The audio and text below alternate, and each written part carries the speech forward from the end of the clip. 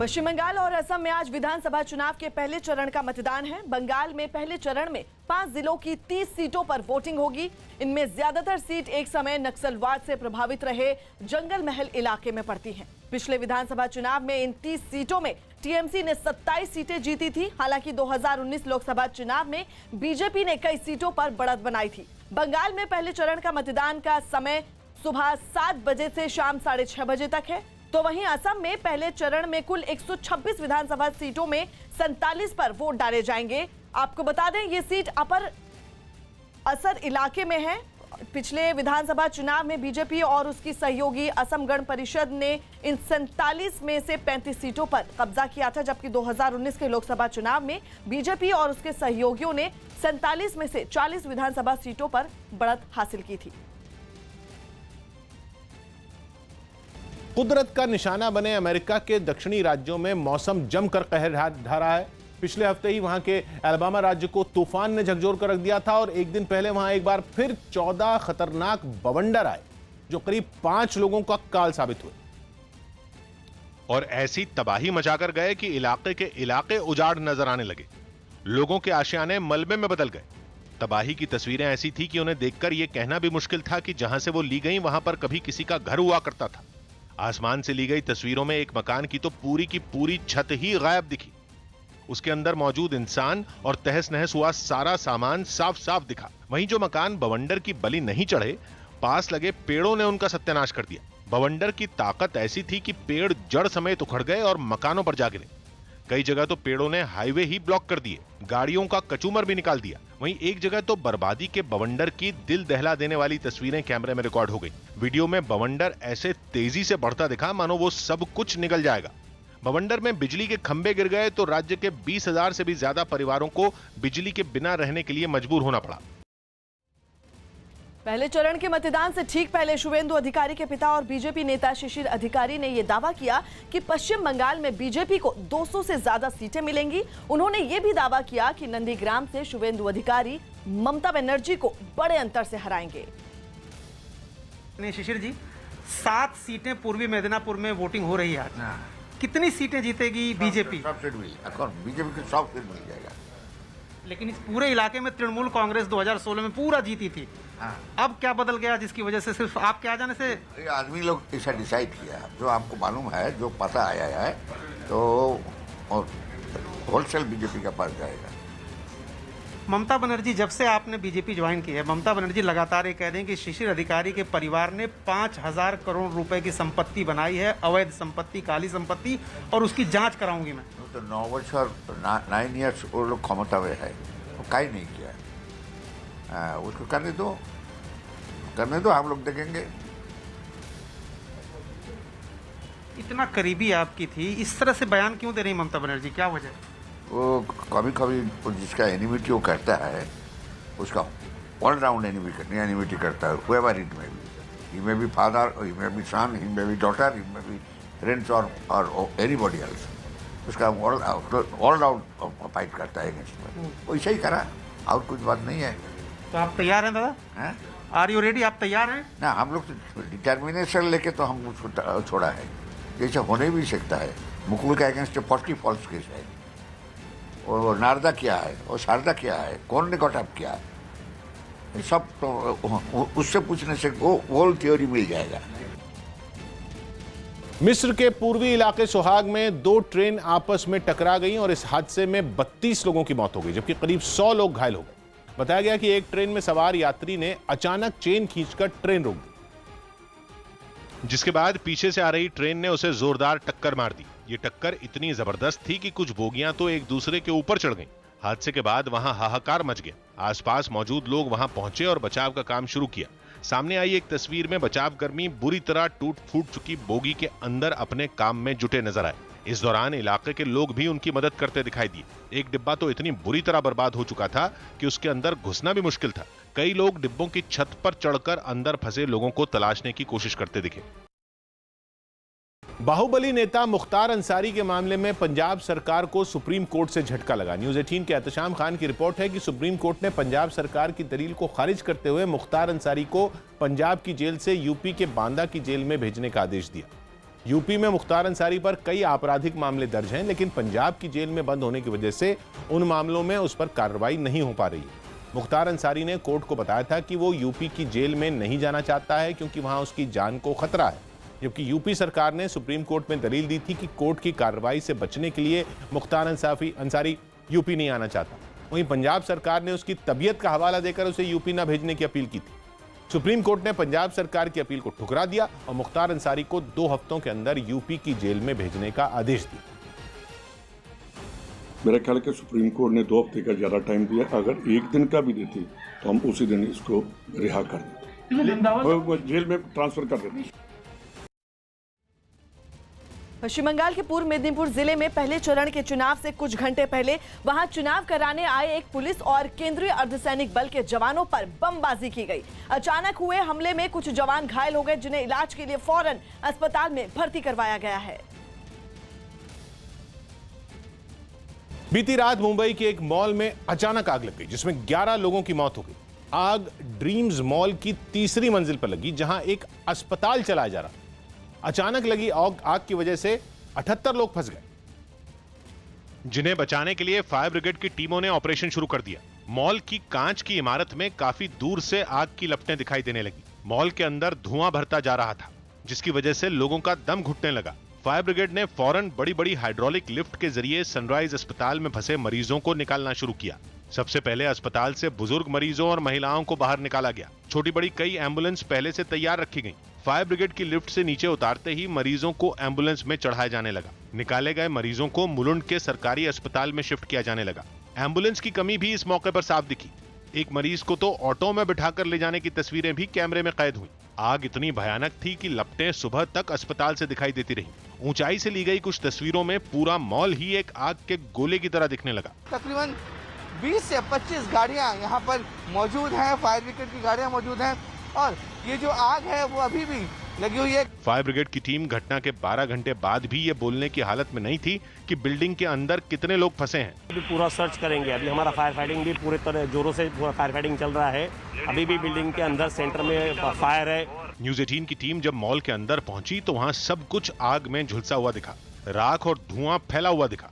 इसके अलावा मॉल की तमाम दुकानों पर कालिक जमी दिखी। आप देख सकते हैं कि फायर फाइटिंग का जो काम है वो अभी भी जारी है। कुछ यहाँ पर मोबाइल की दुकानें हैं जहाँ पर आग लगी थी रात में। आग की खबर मिलते ही नेताओं का पहुंचना भी शुरू हो गया। मुंबई की मेयर तो देर रात ही मौके पर पहुंच गई और घटना की जांच के आदेश भी दे दिए गए। आग में केवल अस्पताल ही नहीं बल्कि शॉपिंग मॉल की दुकानें भी बुरी तरह जल गईं। इसीलिए सवाल खड़े होने लगे कि आखिर एक शॉपिंग मॉल के अंदर अस्पताल कैसे बन गया। कार्रवाई होनी चाहिए। मॉल के ऊपर हॉस्पिटल को परमिशन कैसे दी जाए। मेयर तो क्या, मुंबई के नगर निगम बीएमसी के अधिकारी भी इस सवाल का जवाब नहीं दे पाए। ये मॉल के अंदर कोविड हॉस्पिटल कैसे बन गया? नहीं, वो रिपोर्ट आने के तब तक मैं बता नहीं सकता। बड़ी लापरवाही मॉल के इंतजामों में भी दिखी। तीसरे फ्लोर पर बने इमरजेंसी एग्जिट के रास्ते पर कबाड़ भरा हुआ दिखा, जिसकी वजह से फंसे हुए लोगों को निकलने का कोई रास्ता नहीं मिला। नियमों की धज्जियां उड़ाई गई हैं। जो इमरजेंसी गेट है वो पूरी तरीके से, जो सीढ़ियां हैं वो कचरे, फर्नीचर और टूटे फूटे सामानों से भरी पड़ी है। सूत्रों के मुताबिक 2 महीने पहले ही बीएमसी ने मुंबई के सभी शॉपिंग मॉल में फायर ऑडिट किया था। ड्रीम्स मॉल का नाम बीएमसी की उस लिस्ट में था जहां इंतजाम नाकाफी पाए गए थे। लेकिन महाराष्ट्र के मुख्यमंत्री उद्धव ठाकरे खुद इस अस्पताल पर सफाई देने के लिए मीडिया के सामने आए। घटना वाली जगह पर पहुंचकर उन्होंने अफसरों से बात की और ये बताया कि कोरोना संकट के दौरान अस्पतालों की कमी होने के कारण इस मॉल में अस्पताल खोलने की इजाजत दी गई थी। टेम्पररी परमिशन इस हॉस्पिटल को दी गई थी। आने वाले 31 तारीख को वो समाप्त होने वाली थी, लेकिन अब आज तारीख 25-26 है, 2-4 दिन पहले दुर्घटना हो गई। जबकि पूर्व सीएम देवेंद्र फडणवीस ने इसे बड़ी लापरवाही बता दिया और मॉल में अस्पताल चलाने की परमिशन देने वालों पर कड़ी कार्रवाई की मांग कर दी। विशेष रूप से बीएमसी में जिस प्रकार से भ्रष्टाचार के माध्यम से किसी को भी परमिशन मिल जाती है, कैसी भी परमिशन मिल जाती है, ये सारी चीजों की जिम्मेदारी ये बीएमसी को भी लेनी पड़ेगी, सीएम साहब को भी लेनी पड़ेगी और सरकार को भी लेनी पड़ेगी। राष्ट्रपति को दिल्ली में सेना के अस्पताल में भर्ती करवाया गया। राष्ट्रपति रामनाथ कोविंद को सांस लेने में तकलीफ की शिकायत हुई, जिसके बाद उन्हें दिल्ली में सेना के आरआर अस्पताल में भर्ती करवाया गया। वहां राष्ट्रपति की मेडिकल जांच हुई और बताया गया कि उनकी हालत स्थिर है। प्रधानमंत्री मोदी और गृह मंत्री अमित शाह ने राष्ट्रपति रामनाथ कोविंद के परिवार से बात की और उनका हाल जाना। गुजरात के वडोदरा में एक कंपनी में एक साथ 100 कर्मचारियों की कोरोना रिपोर्ट पॉजिटिव आई। बताया गया कि इनमें ज्यादातर वो कर्मचारी शामिल हैं जो कंपनी के लिए फील्ड वर्क करते हैं। इसके अलावा वडोदरा के ही एक सरकारी अस्पताल में 12 डॉक्टरों और 28 दूसरे कर्मचारियों की कोरोना रिपोर्ट पॉजिटिव आई। इन सभी को फिलहाल होम क्वारंटीन किया गया है। निशानेबाज विजयवीर सिद्धू ने शूटिंग वर्ल्ड कप में गोल्ड मेडल जीता। उन्होंने 25 मीटर रैपिड फायर पिस्टल प्रतियोगिता में ये पदक अपने नाम किया। हॉलीवुड अभिनेत्री जेसिका वॉल्टर का 80 साल की उम्र में न्यूयॉर्क में निधन हो गया। वो 6 दशकों तक फिल्म, थिएटर और टीवी शो से जुड़ी रहीं। उन्हें 1975 में मशहूर एमी अवार्ड मिला था। यही नहीं, 2003 में उन्होंने टीवी शो अरेस्टेड डेवलपमेंट के जरिए काफी सुर्खियां बटोरी थी। पश्चिम बंगाल में पहले चरण के मतदान से ठीक पहले बीजेपी के प्रदेश अध्यक्ष दिलीप घोष ने टीएमसी पर बड़ा हमला बोला। उन्होंने आरोप लगाया कि टीएमसी के लोग चुनाव प्रभावित करने की कोशिश में जुटे हुए हैं। लोगों को डराया धमकाया जा रहा है ताकि वोट डालने के लिए वो लोग बाहर ना निकले। भाजपा राज्य अध्यक्ष दिलीप घोष हमारे साथ हैं। दादा, चुनाव का पहला चरण, 30 सीटों पर मतदान, क्या खबरें मिल रही हैं? क्या हिंसा जो इतिहास रहा है पश्चिम बंगाल का, वो तस्वीर आप देखेंगे, ये लगता है आपको? नहीं, देखिए, चुनाव को भययुक्त करने के लिए, प्रभावित करने के लिए भरपूर प्रयास पहले से हो रही थी। पिछले 2-3-4 दिन में कई मर्डर हुई है, जगह जगह बम ब्लास्ट हुआ है, बंदूकें मिली है, डराया धमकाया, हमारे पार्टी ऑफिस तोड़ा गया है, कार्यकर्ताओं को मारपीट किया गया है। उद्देश्य एक ही है कि लोग घर से ना निकले, पोलिंग ना करें, और वो लोग इच्छा के अनुसार जैसा कि पंचायत चुनाव में किया, जैसा कि दूसरे चुनाव में लूट लिया, वैसे करेंगे। लेकिन मैं आपको बता रहा हूँ, लोग इस बार बहुत सतर्क हैं। किसी भी कीमत पर वो यहाँ परिवर्तन करेंगे, इसलिए आज घर से निकल करके सारे लोग पोलिंग स्टेशन में जाएंगे और पूरा वोट डालेंगे। कोई गड़बड़ करने का प्रयास करेगा तो जनता उसका मुकाबला करके उसको रोकेगा। दादा, क्या तस्वीर देखने को मिल रही है? क्या लगता है जो आप लोग कहते आए हैं 200 से ज़्यादा पहला फेज तो है? पहला दूसरा फेज यहाँ जंगल महल की तरफ से शुरू हो रही है। बांकुड़ा, पुरुलिया, झाड़ग्राम, मेदिनीपुर, पश्चिम पूर्व दोनों मेदिनीपुर, जिसमें ज़्यादातर सीट हमने जीता है पार्लियामेंट में, और जहाँ हारा भी तो थोड़ी थोड़ी वोट से हारा, इसलिए हमारा एक स्ट्रॉन्ग जोन है ये। इसलिए ये दोनों में 60 सीट में से 10-12% सीट ममता बनर्जी जीत सकती है, नहीं तो सारे के सारे स्वीप और भाजपा जीतेगी। प्रधानमंत्री नरेंद्र मोदी के बांग्लादेश दौरे का आज दूसरा दिन है। आज पीएम मोदी ओराकांडी में मथुआ समुदाय के एक मंदिर में दर्शन करेंगे। इस मंदिर को मथुआ समुदाय की आस्था का सबसे बड़ा केंद्र माना जाता है, जिसमें दर्शन के बाद प्रधानमंत्री मथुआ समुदाय के लोगों को संबोधित करने वाले हैं। इसके बाद प्रधानमंत्री मोदी जेशोरेश्वरी मंदिर में दर्शन करेंगे और दोपहर 3 बजे प्रधानमंत्री मोदी बांग्लादेश के पीएम शेख हसीना के दफ्तर पहुंचेंगे, जहां दोनों देशों के बीच प्रतिनिधि स्तर की बातचीत होगी, जिसमें कई समझौतों पर सहमति बनने की उम्मीद है। दोनों देशों के प्रधानमंत्री अलग अलग प्रोजेक्ट की वर्चुअल शुरुआत भी करेंगे।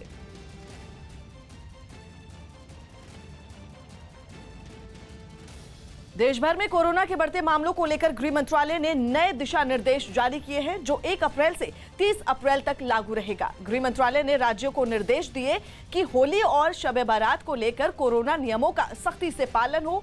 ये दिशा निर्देश राज्यों और केंद्र शासित प्रदेश सरकारों को देश के सभी हिस्सों में टेस्ट, ट्रैकिंग और ट्रीटमेंट को सख्ती से लागू करने के लिए लिए गए हैं। इसके तहत सभी राज्यों को निर्देश दिए गए कि टीकाकरण की गति बढ़ाएं और नए मामलों की जांच पड़ताल और उपचार में भी तेजी लाई जाए। हालांकि नए दिशा निर्देशों में अभी अंतर्राष्ट्रीय उड़ानों और माल की ढुलाई पर कोई रोक नहीं है।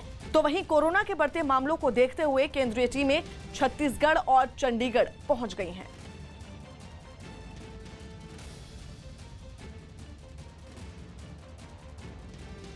मध्य प्रदेश में कोरोना केस का आंकड़ा हर रोज 2000 के पार चला गया है, जिसके बाद मध्य प्रदेश सरकार बेहद सख्त हो गई है।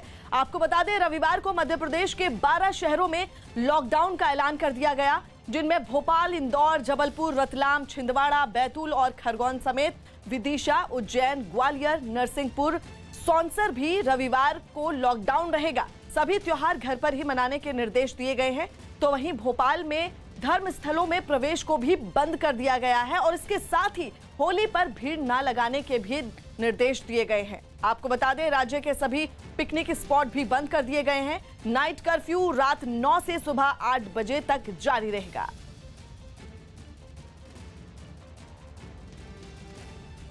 तो उधर राजस्थान सरकार ने होली और शब बारात पर 28 और 29 मार्च को आने वाले आयोजनों पर रोक लगा दी है और रोक लगाने का फैसला पलट दिया है। पुराने आदेश में बदलाव करते हुए अब शाम 4 बजे से रात 10 बजे तक आयोजन की छूट दी गई है, जबकि पहले आदेश में पूरी तरह से रोक लगाई गई थी।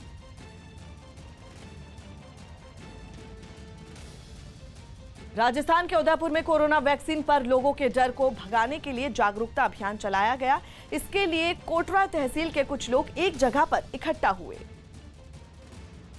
और एक ठेले पर लाउडस्पीकर रखकर रैली निकाली। उनमें एक के हाथ में माइक था और कुछ ढोल बजाते हुए आगे बढ़ते चले गए। कोरोना का टीका लगाना है। 45 साल से ज्यादा उम्र के सभी लोग अपने टीके लगाएं। इस रैली में महिलाएं भी शामिल हुई। इसके जरिए बुजुर्गों और किसी गंभीर बीमारी से जूझ रहे 45 साल से ज्यादा उम्र के लोगों से ये गुजारिश की गई कि वो कोरोना का टीका लगवाने के लिए अपने घरों से निकलें। दिल्ली के ग्रेटर कैलाश इलाके से रोंगटे खड़े कर देने वाली एक तस्वीर सामने आई, जहां एक मकान में लगी आग में फंसे 3 लोगों की जान बचा ली गई। ये हादसा मकान की तीसरी मंजिल पर हुआ और इसकी वजह से घर के अंदर मौजूद लोग वहीं पर फंस गए, क्योंकि आग की भीषण लपटों की वजह से बाहर निकलने का रास्ता पूरी तरह से बंद हो गया। जिस घर में ये आग लगी उसकी छत और बालकनी से आग की खतरनाक लपटें निकलती हुई दिखाई दी। हालांकि इस बीच वहां पहुंचे पुलिस वाले किसी तरह मकान में लगी लोहे की ग्रिल को पकड़कर ऊपर चढ़े और घर में मौजूद लोगों को बाहर निकाल लिया। यूरोप के देश आइसलैंड के दक्षिण पश्चिमी हिस्से में एक हफ्ता पहले फटे ज्वालामुखी अब ऐसे टूरिस्ट स्पॉट में तब्दील हो गया है जो प्रशासन की ही जंजाल बन गया है। वहां लोगों से लावा उगलते ज्वालामुखी के करीब ना जाने की अपील की गई है। लेकिन इलाके में करीब 900 साल में पहली बार किसी ज्वालामुखी में विस्फोट के बाद लोग ऐसे उतावले हो गए हैं कि मस्ती में अपनी जान जोखिम में डालने से भी बाज नहीं आ रहे।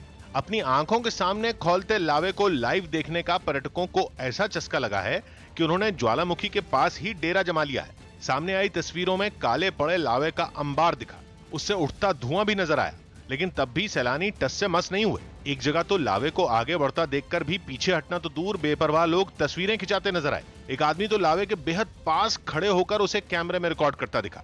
ज्वालामुखी में जोरदार विस्फोट होता भी नजर आया, लेकिन लोग तब भी वहीं डटे रहे। असम के कामरूप जिले में एक चुनावी रैली के दौरान गृह मंत्री अमित शाह ने लव जिहाद और लैंड जिहाद का जिक्र करते हुए इस पर कानून लाने का वादा किया। ढेर सारा संकल्प पत्र हमारा है, जिसमें सबसे बड़ी बात है लव जिहाद और लैंड जिहाद के खिलाफ कानून लाने का काम ये भारतीय जनता पार्टी की। मिस्र के पूर्वी इलाके सुहाग में 2 ट्रेन आपस में टकरा गई। इस हादसे में 32 लोगों की मौत हो गई, जबकि करीब 100 लोग घायल हो गए। बताया गया कि एक ट्रेन में सवार यात्री अचानक चेन खींच दी थी, जिसकी वजह से ट्रेन रोक दी गई,